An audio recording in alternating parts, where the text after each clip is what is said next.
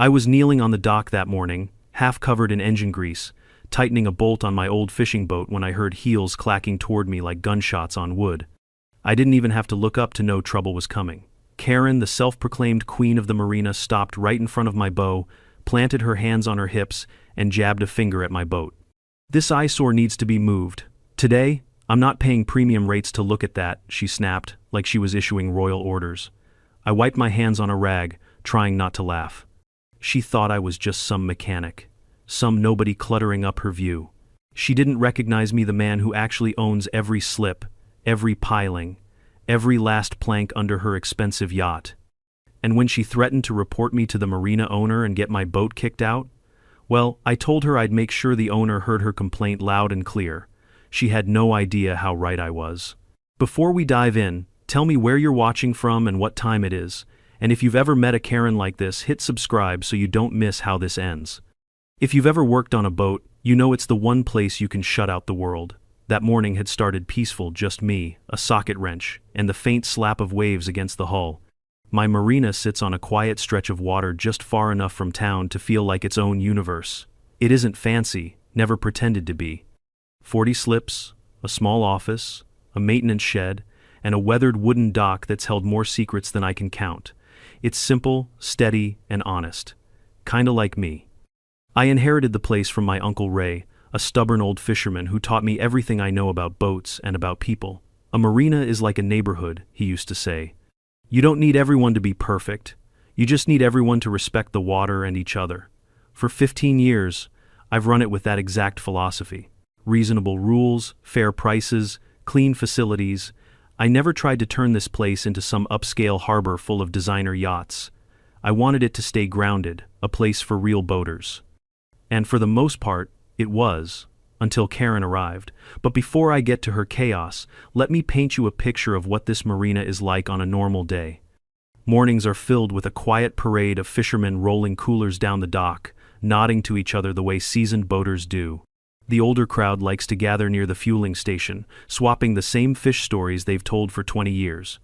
Kids run up and down the walkway in the summer, pointing at crabs scuttling beneath the planks. My staff, good people, steady people, handle check-ins, repairs, fuel orders, and the occasional engine won't start. Please save me emergency. It's small town, peaceful, predictable, even. Which is exactly why Slip 37, my slip, sits tucked away in the corner. When I first took over the marina, I chose that spot deliberately. Not because it was the nicest, it wasn't, but because it was out of the way.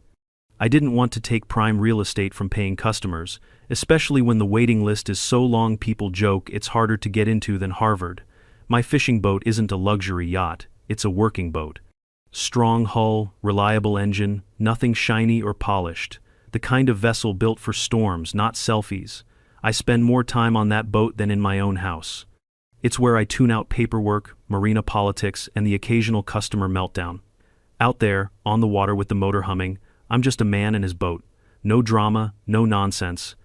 But of course, peace never survives long when a Karen moves in. About 6 months before that infamous Saturday, she sailed her oversized yacht into Slip 35 like Cleopatra arriving in Rome. The thing gleamed like someone polished it with diamond dust. White hull, gold trim, and a name written in cursive so pretentious I forgot it the moment I read it. And she strutted down the dock with the same energy as her boat, loud, shiny, and aggressively self-important. I noticed immediately how my staff stiffened when she reached the office for check-in. My dock manager, Pete, is the calmest man on earth. A former Coast Guard officer who's been through real storms, not emotional ones.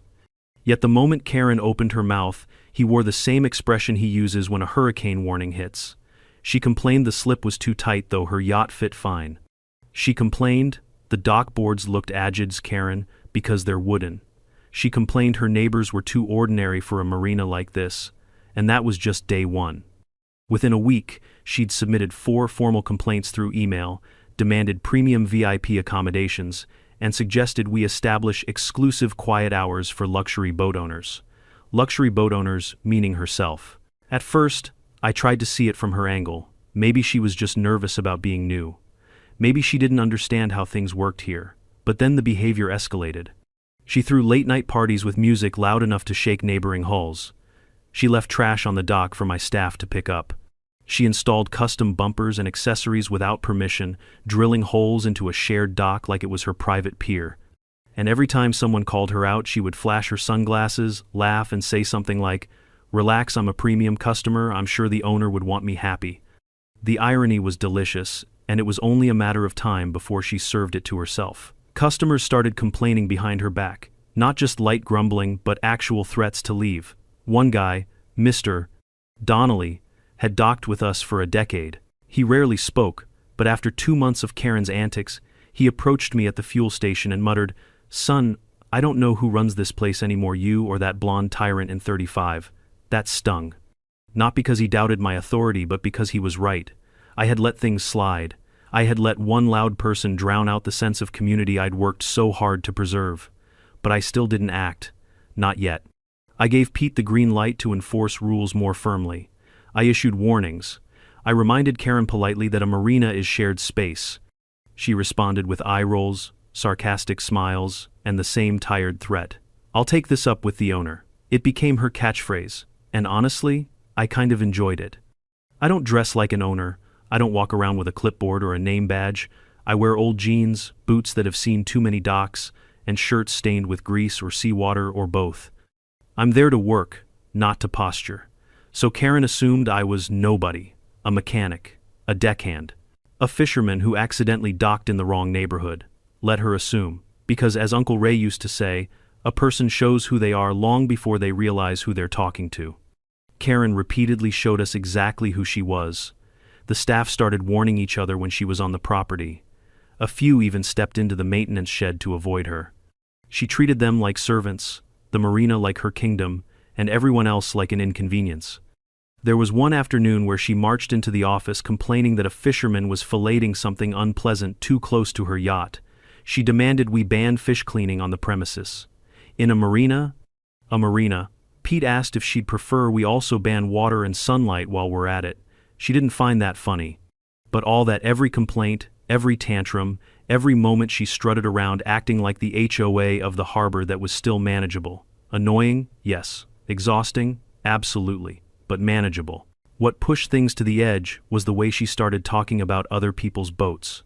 She'd walk by, eye a vessel, and whisper loud enough for the owner to hear things like, "Some boats shouldn't be allowed in a marina like this, or it ruins the whole aesthetic."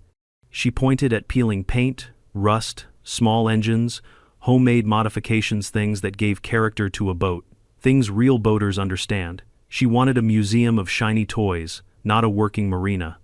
And then, one perfect sunny morning, she made the biggest mistake of her entire reign of terror. She pointed at my boat, my old fishing boat, my pride and joy, the one place in the world I can think clearly and breathe deeply. The boat that's been with me through storms, through grief, through rebuilding the marina from scratch. She stood there on the dock, looking down her nose at it, and declared it an eyesore that needed to be removed from her sight. That was the exact moment she crossed the point of no return. Because you can insult me, you can trash talk my staff, you can even rile up the whole marina, but you do not insult a man's boat, especially not the boat owned by the guy who owns your entire marina and every inch of the dock you're standing on. And that was the moment, covered in grease, wrench still in my hand, I decided to stop playing nice. Karen had just declared war. War doesn't always start with shouting or violence. Sometimes it starts with a single, sharp, condescending look that tells you exactly what a person thinks they're entitled to. That morning, when Karen stood on the dock with her overpriced sunglasses and that ridiculous posture of someone posing for a luxury magazine, she looked at my boat like it was a stain on her carpet. That tiny twist in her lips like she'd tasted something sour, that was the spark. But what she said next, that was the gasoline. "You need to move this thing," she repeated, waving her hand toward my boat like she was shooing away a stray cat. "It doesn't belong here." I talked to some of the other yacht owners, and they all agree boats like yours lower the standard of the marina. I leaned against the railing to stand up. My knees cracked the way they always do after crouching too long. I wiped my hands on my rag again, not because they were dirty, I just needed something to do with them, so I didn't laugh straight into her face. "My boat?" I asked, feigning confusion. "What's wrong with it?" Karen scoffed. "Do you really not see it? It looks cheap, old, worn down. It ruins the entire aesthetic. People pay a lot of money to dock here, and we shouldn't have to look at at that. She pointed at the hull, like she was pointing at a dead rodent. Now I've heard some dumb things in my life, but never something as creatively stupid as a grown woman trying to impose an HOA on the ocean. She kept going. If you don't move it, I'm filing a complaint with the marina owner. And trust me, I've been a premium member for years. He'll side with me. I rubbed the back of my neck, pretending to think it over. In reality, my brain was already moving at full speed. That so? I asked. You talked to the owner? No, she said impatiently, but I will. And when I do, you'll be gone. Mark my words. Mark my words. She really said that. I nodded slowly, as if I had just been scolded by a very stern elementary school teacher. All right, I'll make sure the owner hears every word of your complaint. She smirked, proud of herself, then spun around and strutted back toward her yacht. I watched her go, shaking my head. She had no idea she had just threatened the one person who could make her entire boating life extremely unpleasant or extremely short-lived. When she disappeared from view, I climbed onto my boat and sat there for a long moment, staring at the water.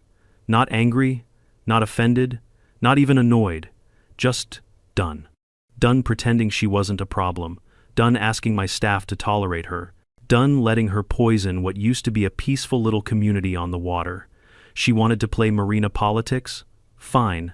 I was the mayor, the city council, and the entire zoning committee. The moment I stepped back onto the dock, my plan was already forming. I headed toward the office, where Pete was organizing registration forms. The man looked up the second he saw my face. He knows me too well. Something happened. I dropped the rag on the counter. We've officially hit the point of no return. Pete sighed. Karen? Karen. He rubbed his temples. What now? I recounted the entire interaction from start to finish. His eyes widened, then closed tightly like he was trying to wish himself into another universe. She called your boat an eyesore? He said. Yep. And threatened to get you kicked out of your own marina? Correct. Pete leaned back in his chair and let out a bitter laugh. Good God, she really doesn't know who you are. Nope, I said. And I'm not planning to tell her. He looked at me warily. So what's the play? I smiled. Compliance. He blinked. Compliance? Malicious compliance, I clarified. The legal kind. Pete grinned slowly, understanding dawning across his face. Oh, this is going to be good. I motioned for him to follow me into the office archives. They were really just a row of filing cabinets and 2 binders so thick they could be used as weapons. I pulled out the folder labeled Slip 35 Karen and set it on the table. Pete opened it, and the two of us stared down at the growing pile of paper documenting her various contributions to the marina. Unapproved installations, noise violations, waste disposal issues, warnings about late-night parties, complaints from neighboring slip holders, photos of trash left behind on the dock. Even a video clip of her telling one of my staff members, I pay more than you make in a month. You don't get to tell me anything. It was all there. Over 6 months of entitlement, disorder, and rule-breaking compacted into a neat little record, the kind any HOA president would salivate over if they were looking for grounds to enforce a bylaw crackdown. Except the HOA president was me. I flipped through the pages slowly until I found the section of her lease agreement that spelled out every single rule in the marina. People sign these things all the time and almost never read them, Karen included, but I do read them, because I wrote half of them and helped revise the other half. And there it was, the golden rule. The marina owner reserves the right to reassign slip placements at any time for operational, safety, or maintenance purposes, with reasonable notice given to the tenant. Reasonable notice, operational reasons, slip reassignment, a beautiful trifecta. I turned the binder around so Pete could read the clause. His eyebrows went up. You're moving her, he said. To slip 12. Pete whistled under his breath. Slip 12 wasn't dangerous or broken, but it was, let's call it functional. It sat near the main footpath where families with coolers walked by all day. It was next to the equipment shed where my maintenance team stored pressure washers, drills, fuel tanks, and every loud tool known to mankind. And the water there was slightly rougher because the slip caught more wake from passing boats. It was objectively the worst slip for someone obsessed with luxury and aesthetic standards. And the rate, Pete asked? I nodded. Time to bring her up to the correct price. She's been grandfathered in at the old rate too long. Pete cracked a smile. Legal, fair, and well-deserved. I like it. I sat down and began drafting the letter. Every word had to be perfect, not emotional, not spiteful, just precise, like a polite knife. I stated that her concerns about boat placements had triggered a full review of slip assignments. I explained that as part of this review, I determined her yacht would be better suited for slip 12. I reminded her of her lease obligations and cited the clauses she had violated. Then I laid out her options: comply with Marina rules moving forward, or terminate her lease with 30 days' notice. And yes, I added the rate adjustment. Nothing outrageous, just the current standard market price. But it would sting. When the letter was finished, I printed it on official Marina letterhead, signed it as owner, sealed it in an envelope, and handed it to Pete. Drop it on her yacht this evening. He nodded, taking the envelope like it was a sacred artifact. Gladly. As he walked out of the office, I leaned back in my chair and exhaled. Not with satisfaction, at least not yet, but with certainty. You don't let a Karen run your marina, you don't let her bully your staff, and you definitely don't let someone stand on your dock and insult your boat. If she wanted to talk to the owner, well, she was about to hear from him loud and clear. The marina is always quiet after sundown. Once the fishermen pack up and the families head home, all that's left is the distant hum of the tide and the soft knocking of boats nudging against their lines. That night, the stillness felt different charged, expectant like the calm before a storm you know is coming straight for you. Karen's storm. I knew the moment she opened that envelope, fireworks would start. In fact, I half expected to hear yelling from slip 35 the second she read the words, slip reassignment. But nothing happened immediately. She must not have returned that evening. Typical. Her yacht wasn't for daily use, it was for showing off. A floating trophy she used the way some people use social media. All image, no substance. The next morning, though? Oh, she arrived with hurricane force. I had just finished loading a crate of oil filters into the maintenance shed when I heard the rapid clack clack clack of high heels approaching like a distressed woodpecker having a nervous breakdown. I didn't even need to turn around. Only one person in the entire marina thought heels were appropriate footwear for a dock. You! Karen's voice shot across the walkway, sharp enough to chip paint. I turned slowly, keeping my face neutral. Years of dealing with irate fishermen who thought their engines had mysteriously broken themselves trained me well. Karen stormed toward me, envelope crushed in her hand, her sunglasses pushed up onto her head so aggressively that her hair was rebelling at the temples. "What is this?" she demanded, shaking the envelope like it was radioactive. "Looks like a letter," I said calmly. "Did someone send you one?" Her jaw clenched. "Don't play games with me. You know exactly what this is." I folded my arms, keeping my tone mild. "If you're referring to the slip reassignment notice, then yes, I'm aware." "Slip reassignment?" she shrieked, her voice echoing off the calm water. "You can't just move a yacht. I paid for a premium slip. I have rights." A couple of early morning kayakers paddling by lifted their heads, intrigued. I didn't blame them. Marina drama is better than morning radio. "You signed a lease, Karen," I said, holding her gaze. "And that lease gives the marina owner the right to reassign slips if needed." Her cheeks flushed in blotchy patches of red. "Needed? Needed? How is this needed? Explain that to me." "Well," I said slowly, "according to your letter, you expressed dissatisfaction with the current arrangement, concerns about the placement of boats in your vicinity, and doubts about whether the slip assignments were optimal. So I reviewed them." Her mouth opened, closed, then opened again like a confused parrot. "That doesn't mean move me. I meant other people. That hideous old fishing boat over there." "My boat," I said pleasantly. She froze. And that moment, that was the first crack in her armor. Your boat?" she whispered. I nodded. "Yes. The eyesore you insisted should be moved." Color drained from her face. I didn't know. I thought you were a mechanic? A deckhand? Someone you could push around?" I supplied gently. The kayakers were definitely listening now. Karen swallowed hard. Her voice lowered, not calm, but cautious. "Look, maybe I overreacted yesterday. I wasn't having a great morning, and I may have said some things that weren't accurate reflections of how I feel." "That so?" I asked. "Yes," she said quickly. "Too quickly. And I would appreciate it if we could just forget the whole thing and put my slip situation back the way it was. I held her gaze, watching her squirm under the weight of her own arrogance. Karen, the reassignment stands. Her eyes widened. You can't be serious. I apologized. No, I said, shaking my head. You didn't apologize. You tried to backpedal because you realized who you were talking to. That isn't remorse, that's damage control. Her mouth opened again in outrage, but no words came out. I didn't give her the chance to find any. You have 72 hours to relocate your yacht to slip 12, I continued. After that, you'll be charged the daily penalty as stated in your lease. Her jaw dropped. Penalty? Penalty? You're penalizing me? You violated multiple Marina rules, I reminded her. Consider this extremely lenient. I'll sue, she blurted. I'll sue you for retaliation, discrimination, emotional distress. Karen, I said calmly, you can pursue any legal action you feel is appropriate. But your lease explicitly states the Marina owner can reassign slips. You agreed to that. The rate change is also legal, your discount was outdated. And as for the violations, I tapped the folder tucked under my arm. They're well documented. She stared at the folder like it was a lit stick of dynamite.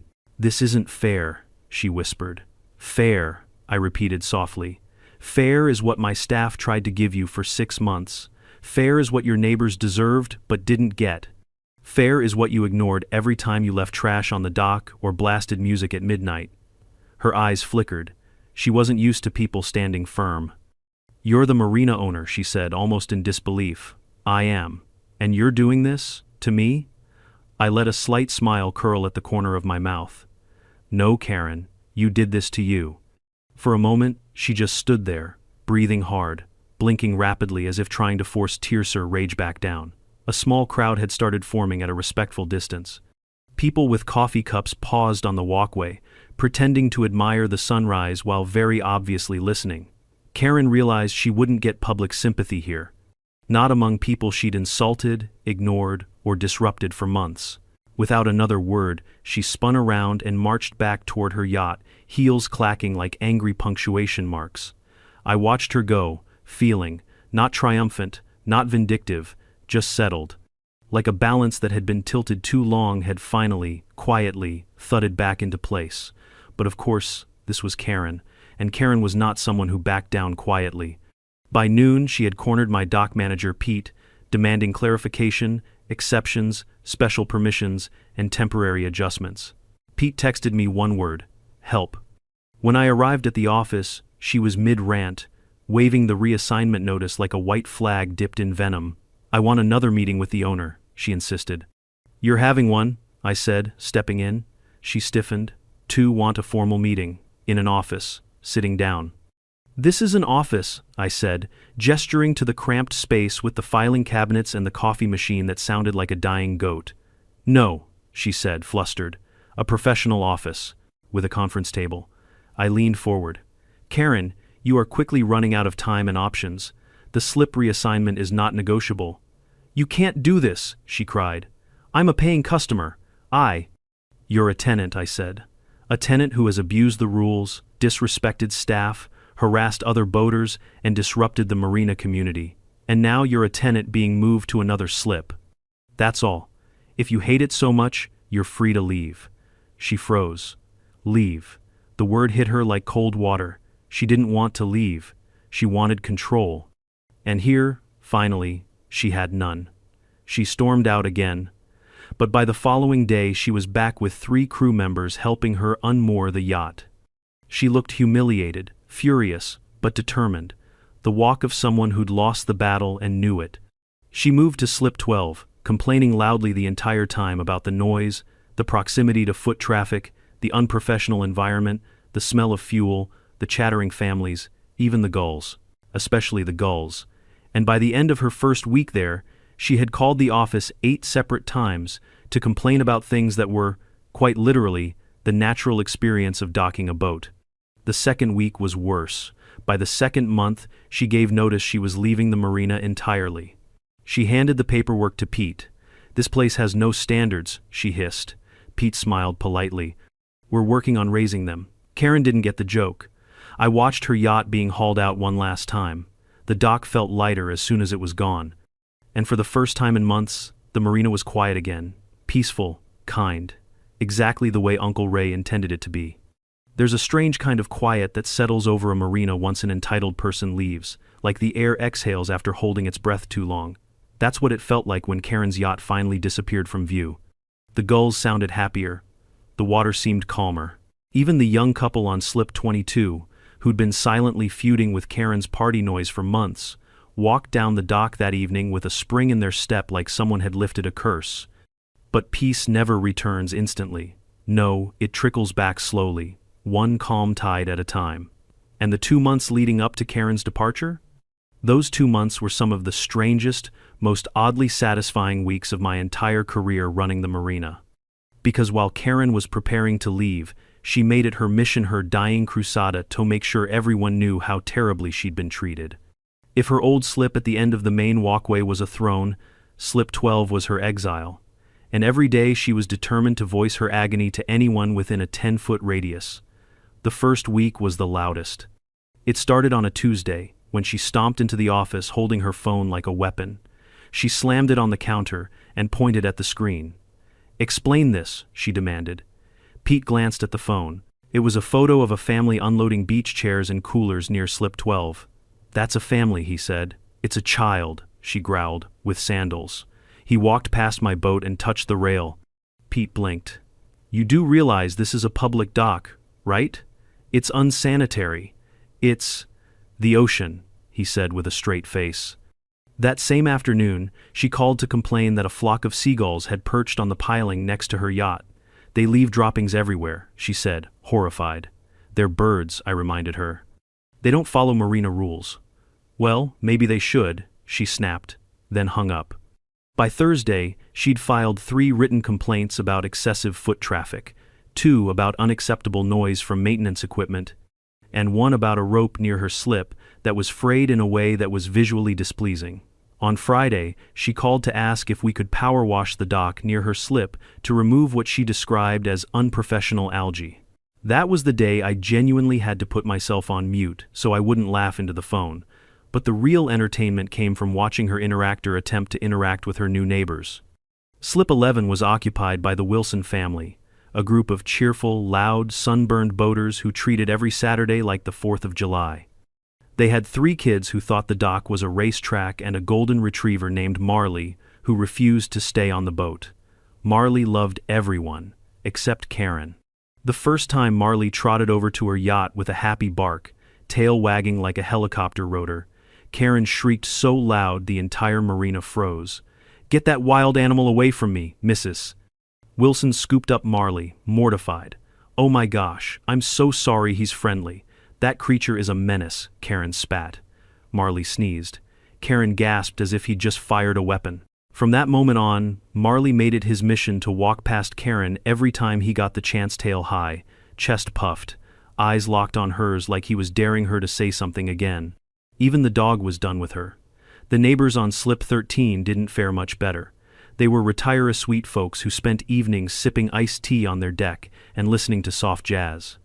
One evening, Karen stormed over to them mid-song. "Can you turn that noise down?" Mr. Thompson looked apologetic. "Oh, sorry bothering you?" "Yes," she said sharply. "It's disrupting my night." "Ma'am," he said gently, "it's at conversational volume. It's jazz," she hissed. "No one listens to jazz voluntarily." Mrs. Thompson raised her eyebrow. "We do." Karen marched back to her yacht like the world personally betrayed her. But the worst moment for her, at least, happened during the second week of slip 12 exile. It was around noon when the maintenance crew rolled their pressure washer cart out of the shed. The machine is loud. Not offensively loud, but loud enough to sound like a jet engine clearing its throat, the kind of noise that tells you something is being cleaned very thoroughly. Karen was sunbathing on the upper deck of her yacht when the pressure washer roared to life right beside her. The scream she let out could have peeled the varnish off a hull. She jumped up, nearly lost her balance, and scrambled down the ladder like a caffeinated squirrel. She stormed toward the maintenance team, hair wild, sunglasses askew. "Turn that off," she yelled. The crew member, a quiet kid named Miguel who had the patience of a saint, removed his ear protection. "I'm sorry, ma'am, what?" "I said turn it off." Miguel looked confused. "Ma'am, This is the scheduled cleaning hour for the walkways. I don't care if it's the scheduled hour of doom. I am trying to relax." One of the other workers, Cal, crossed his arms. "We're required to clean this section twice a week. Owner's orders." She spun toward him. "Well, tell the owner to stop." Cal nodded solemnly. "Sure thing. He'll love that." I heard about the entire scene from 2 customers who were drinking coffee nearby and witnessed every second of it. That same afternoon, Karen appeared at my office again, ready to erupt. "That machine nearly gave me a heart attack," she said. "Karen," I replied, "that machine runs every Wednesday and Saturday." "This isn't new. It is to me." "No," I corrected gently. "You just didn't know that when you lived at the end of the Marina.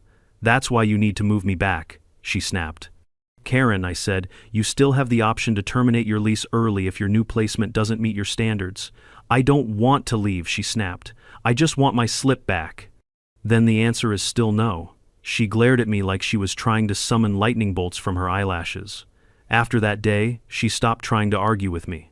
But she never stopped complaining to anyone who would listen, or anyone who wouldn't. I heard she once cornered a fisherman at the fueling dock and lectured him about using a properly aesthetic fuel hose. That man hasn't stopped laughing about it since. But for all the theatrics, something else was happening underneath the chaos, something even Karen didn't see coming. The entire Marina had unified against her. People who barely spoke to each other before were bonding over shared suffering. They exchanged sympathetic glances, swapped stories, laughed at her tantrums, even shielded each other from her attempts to recruit them into her unfair treatment narrative. And with every passing week, her grip on attention weakened, her outrage became background noise, her drama stopped being entertaining, her power, the imaginary kind she believed she held, evaporated. By the start of her final month, she was a ghost of her former self. She stopped wearing heels on the dock. She stopped talking to her neighbors. Her yacht's once pristine deck became slightly cluttered, the first evidence of neglect I'd ever seen from her. She looked tired, as if entitlement itself were tiring her out. When her final notice arrived, Pete handed it to me with a quiet smile. "She lasted longer than I thought," he said. 2 months of slip 12 is impressive," I agreed. On her last day, she walked into the office one final time. No yelling, no sunglasses, no attitude. Just a woman clutching paperwork tightly in both hands. She placed it on the counter. "I'm leaving," she said. "I know," I replied. A long silence stretched. Then, "I hope you're happy." I met her eyes. "Karen, I'm not happy you're leaving." She blinked in surprise. "I'm happy the Marina will be peaceful again," I said softly. She swallowed hard, then turned and walked out without another word. And just like that, she was gone. The Marina breathed again. Families laughed louder. Neighbors chatted more freely. Even the gulls seemed to relax. And slip 35? It was claimed within 24 hours by a retired couple with a little sailboat and hearts as warm as summer water. They brought cookies on their first day. Karen brought lawsuits in her threats. You tell me who deserved the premium slip. Once Karen's yacht was officially gone from the Marina, I thought things would immediately snap back into harmony. I imagined that the moment her stern disappeared around the bend of the channel, the entire Marina would erupt in celebratory cheers like villagers watching a dragon retreat into the clouds. But that's not how communities heal, not after months of sustained chaos. Instead, the quiet returned slowly, like an old friend approaching cautiously after being scared away for too long. The first sign of change came the very next morning. I walked down the dock with my coffee, doing my usual inspections, checking for loose lines, faulty cleats, anything that needed mending. A few people gave me small nods. They looked lighter, but no one celebrated. Everyone still seemed to tiptoe around the idea that peace could be temporary, like Karen might come roaring back at any second, demanding her kingdom be restored. It wasn't until 2 days later when Mr.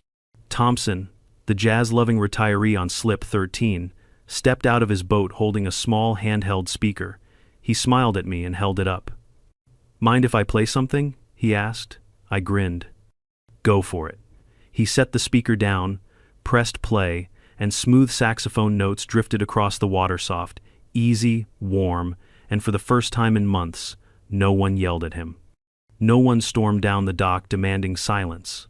No one called the office to complain about unauthorized melodies. It was such a simple thing, yet it felt monumental. The next sign came from the Wilson kids.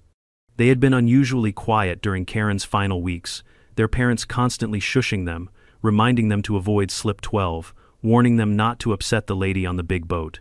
But once Karen was gone, the kids reclaimed the dock like it was their playground again.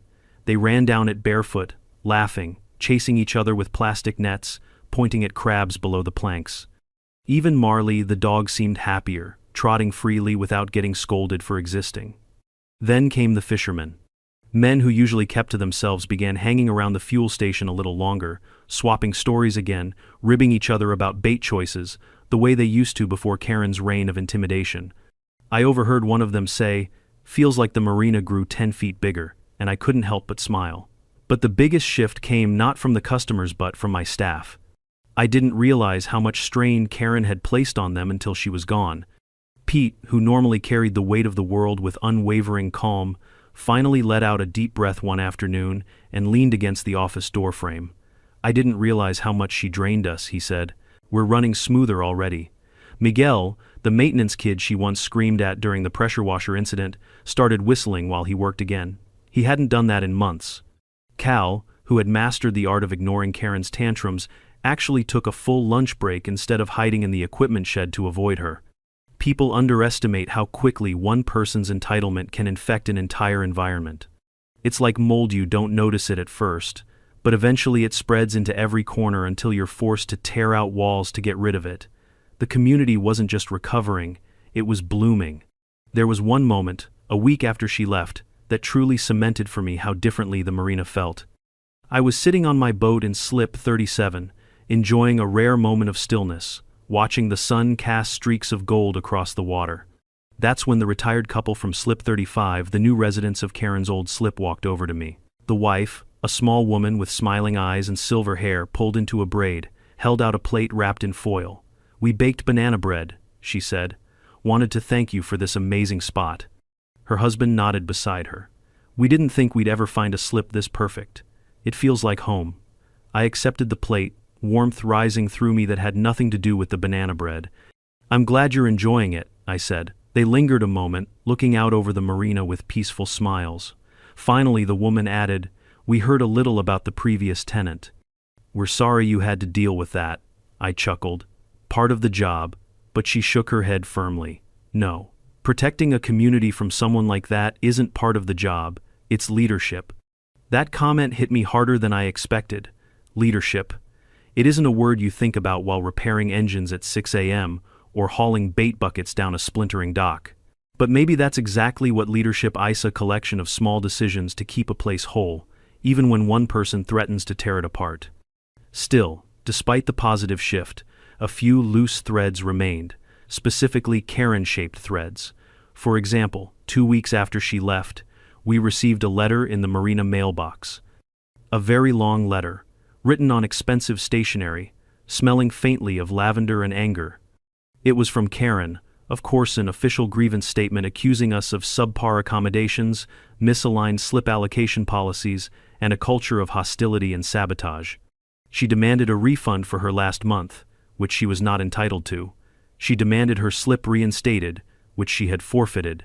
And she demanded an apology, which was not happening in any universe. Pete read the first 2 paragraphs and started laughing so hard he had to sit down. I drafted a reply that afternoon, short, professional, and laced with legal precision. It explained, in exacting detail, how every action taken was fully compliant with her lease agreement and marina policy. No emotion, no condescension, just facts. Solid, immovable facts. A wall she could punch with all her might and never dent. We never heard from her again. But even after Karen faded into the rearview mirror of marina history, her presence lingered not in a haunting way, but in a cautionary one. She had left behind something unexpectedly valuable: unity. Slip neighbors who barely knew each other started hanging out.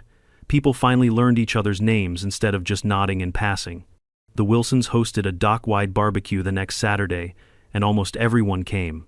They grilled hot dogs, passed around chips, kids jumped from boat to boat like frogs on lily pads. Someone brought a portable speaker with old rock music. Marley begged for scraps the entire afternoon, and nobody complained, not once. And I walked through that crowd feeling something I hadn't felt in months. Pride. Not the pride of I beat Karen or I proved I own this place, but pride in watching a community rebuild itself. I saw the marina through my uncle's eyes, again humble, imperfect, full of life. A place for people who respect the water, each other, and the rules that keep both safe. One moment from that barbecue stays burned in my memory. Mr. Donnelly, the quiet fisherman who usually kept to himself, approached me with 2 plastic cups of lemonade. He handed me one, took a long sip from his own, and then looked out at the marina. "You did good, son," he said quietly. "Just enforcing the lease," I replied. He shook his head. "Not that. You protected this place. Not everyone would." I didn't respond right away. My throat tightened a bit. Uncle Ray had been gone a long time, but hearing those words felt like someone was echoing him. Later that night, when everyone had gone home and the dock lights reflected soft arcs of yellow across the black water, I walked back to Slip 37. I sat on my old fishing boat, breathing in the scent of salt and engine oil. The marina was quiet again, but this time, a warm quiet. A healed quiet. A quiet earned. My boat, the eyesore, rocked gently under my feet, steady, loyal, unchanged, exactly where it belonged. And maybe that was the real lesson Karen never understood. It's not the price of a yacht that gives someone a place in a community. It's respect. Respect for the rules. Respect for people. Respect for the water. She had none of those things. But the marina did. And that made all the difference. In the weeks that followed, the marina took on a rhythm I hadn't felt since before Karen arrived. A natural ebb and flow of calm mornings, friendly chatter, and the occasional chaos that only real boaters can appreciate. Engines stalled, ropes tangled, kids dropped fishing nets into the water. Normal problems. Problems you can fix with a wrench or a laugh, not with a legal clause or a warning letter. It felt good. It felt real. But peace always has a way of revealing the cracks left behind. One morning, about 3 weeks after Karen's departure, I found Pete sitting alone on the bench near Slip 7. He had a thermos in hand and a pinched look on his face. "What's wrong?" I asked. He pointed to the water below. At first, I didn't see what he was showing me. The morning sunlight danced across the surface, throwing ripples of gold everywhere. But then I noticed a shape, long, dark, bobbing against the dock post. A discarded champagne bottle, Karen's brand. My jaw tightened. Let me guess. She tossed it before leaving? "Found it tangled in the line when I was checking the cleats," he said. "Probably from the night before she moved out." I sighed. "Leave it. I'll get it." But Pete shook his head. "No. It's not the bottle. It's just, I didn't realize how much she changed the atmosphere. Even after she's gone, her shadow's still here." He wasn't wrong. Karen had left, but the marina was still recovering from months of tension. People were almost too polite, now full of apologies that didn't need to be said, hesitating to make noise, checking twice before hosting a gathering, looking over their shoulders as if waiting for someone to scold them. I realized then that Karen hadn't just disrupted the marina, she'd conditioned people to doubt themselves. And it hit me that if we didn't actively rebuild confidence here, the wound she left would stay open. So I made a decision. The next morning, while the fog still clung to the water like a soft blanket, I pulled out the old chalkboard we used for tide updates and wrote something different on it. "Community night this Saturday. All are welcome. Bring food, music, laughter. We're taking our marina back." Then I signed it simply. The owner. By noon, the entire marina was buzzing about it. The Wilson kids asked if they could bring marshmallows. The Thompsons offered to bring their jazz playlist. The fishermen promised a fresh catch. Even the quiet couple at Slip 16 who normally kept to themselves asked if they could set up a grill. Pete raised an eyebrow at me while handing out fuel receipts. "You planning a mutiny?" I grinned. "Nope. A reset." Saturday came, and for the first time in a long time, the marina felt alive. Families set up folding tables along the edge of the dock. Someone brought string lights and hung them between the pilings. Kids ran around with plastic swords made of pool noodles. Marley the dog dipped his paws in the water repeatedly, shaking them out onto anyone standing within a 5-foot radius. And music-real music, the kind meant for human ears, not just Karen's judgment, filled the air. I walked slowly through the gathering, absorbing everything. Conversations mixing with laughter. The smell of grilled corn and salt water. A boy showing off a tiny crab he'd caught. The low rumble of engines cooling down after returning from sunset rides. It was the marina at its best untamed, imperfect, alive. Around 8 o'clock, the sun dipped behind the distant trees, painting the sky with streaks of purple and rose. The lights twinkled over the water like tiny stars. I was standing near Slip 35, Karen's old domain, watching a group of seniors try to coordinate a game of dockside bocce ball when Mr. Donnelly walked up behind me. "You did it," he said. "Did what?" I asked. He gestured around. "This. You brought everyone back." I shrugged. "I didn't do much." He snorted. "You removed the poison. That was enough." I didn't know what to say to that. Compliments still feel strange sometimes. My uncle used to brush them off like flies, but I guess I never learned how. As the night wore on, the crowd thinned, though a few stayed late talking softly under the glow of the dock lights, enjoying the peaceful lapping of the tide. Pete sat with me for a while on the bench, sharing leftover hot dogs. "Honestly," he said between bites, "I wish we'd done this sooner. Karen sucked the joy out of this place." "She didn't take it," I said. "She just buried it for a while." "Still," he said, "I hope we never get another one like her." I gave him a look. "Pete, this is Earth. We're gonna get more Karens." He groaned. "Don't remind me." But that comment stuck with me as I walked back toward my boat later that night. He was right. Another Karen would come someday. Maybe not with a yacht. Maybe not with sunglasses and a superiority complex thick enough to use as a flotation device. But someone would come along with the same sense of ownership over things that didn't belong to them. Someone who would think rules didn't apply. Someone who would test the boundaries of community. The question was, would we be ready next time? Something told me yes, because now the marina wasn't just peaceful, it was united. And that unity wasn't fragile, it was forged through adversity, through laughter shared after chaos, through frustration that turned into solidarity. Through seeing firsthand what happens when one person tries to control a community that doesn't want ruling-only respect.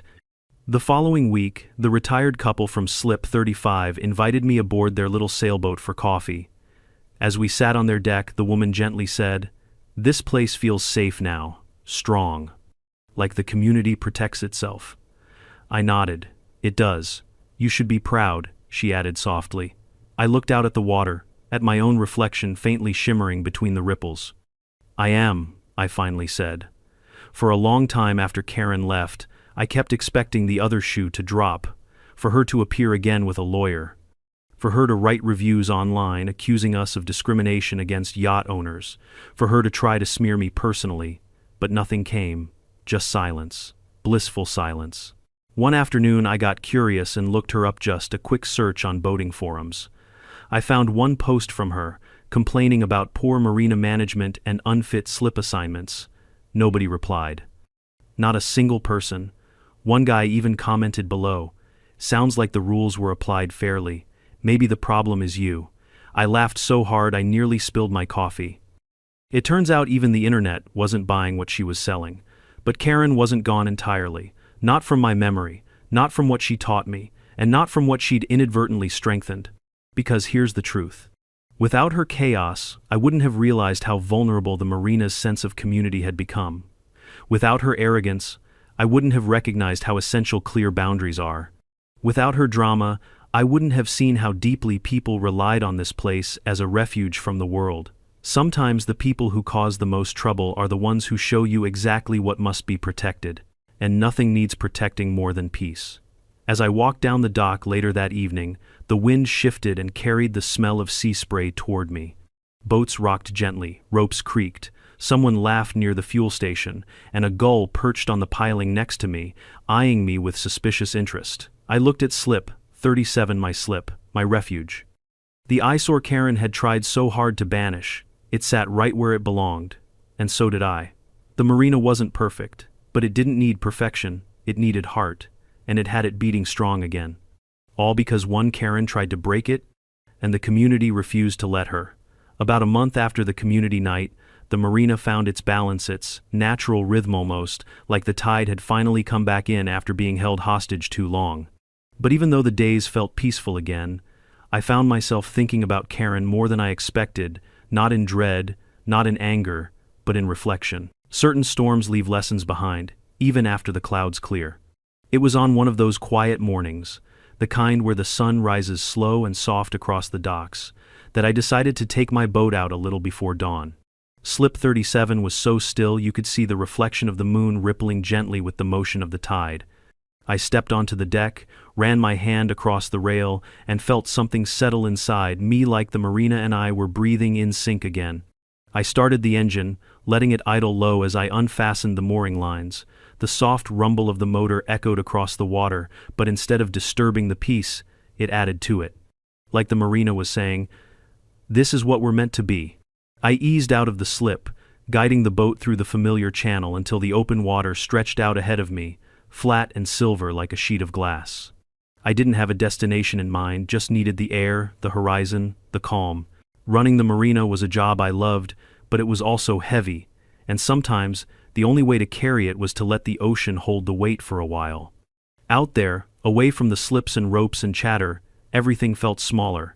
Karen felt smaller too. The drama she brought, the chaos she caused, they felt distant, like echoes of a storm that had passed far offshore. I realized then that I wasn't angry at her anymore. I wasn't even annoyed. I was simply done thinking about her as a threat.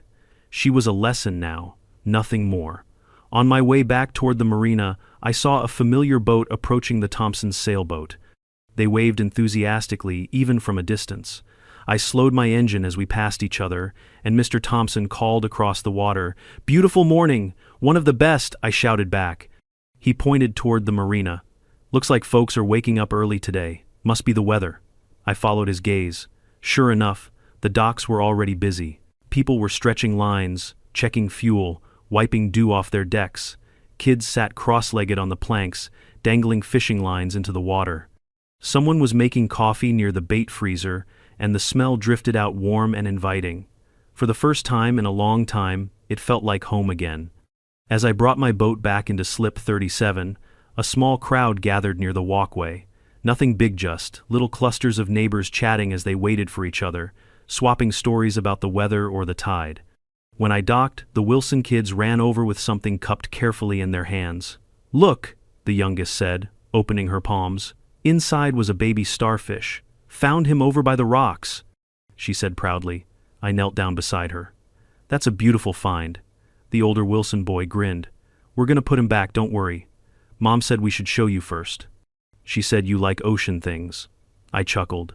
She's not wrong. They scampered away, holding the tiny star with both reverence and excitement, and I stood up slowly, taking in the moment. Families playing together, neighbors greeting each other. People moving freely without fear of judgment.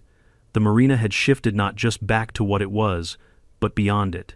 It had become stronger, closer, more connected. Still, something nagged me. Peace is good, community is better, but stability, that requires work. So I decided it was time for something new. Later that afternoon, I invited the entire staff to the office. Pete, Miguel, Cal, and even the part-time college kid who worked weekends. We squeezed in around the conference table that was really just an oversized desk I'd salvaged from a storage unit a decade ago. "We're starting a new program," I said. Pete raised an eyebrow. "What kind?" "A preventative one," I replied. "A community-first set of policies. A way to protect this place from the next Karen who tries to enforce their own personal HOA rules on us." Cal laughed. "You mean like a Karen-proof system?" "In a sense," I said. "Clearer guidelines, more transparency, more group decision-making. And no more letting one person poison the air for 6 months before we act." Miguel frowned thoughtfully. "Are we talking about being stricter?" "Not stricter," I said. "Smarter." Over the next few weeks, with input from the boaters, the staff, and even some of the longtime slip holders, we created what we eventually called the Marina Codian, updated, community-centered policy that emphasized mutual respect, consistent rules, and shared responsibility. It wasn't just a rule book, it was a promise. People responded better than I expected. They appreciated being included. They respected the idea that the Marina was something we all had a hand in maintaining physically, emotionally, socially. And the best part? Not a single person complained. Not one. A month after the new code launched, we held another community night, this one deliberately scheduled to mark the first full season without Karen. I didn't frame it that way publicly, of course, but everyone felt it. It was a quiet celebration, a collective exhale. As the sun set, boats gleamed in shades of orange and gold. People gathered around lanterns and small grills. Someone brought a guitar, someone else brought homemade brownies. Marley the dog stole a hamburger and caused a 10-minute chase down the dock. It was beautiful.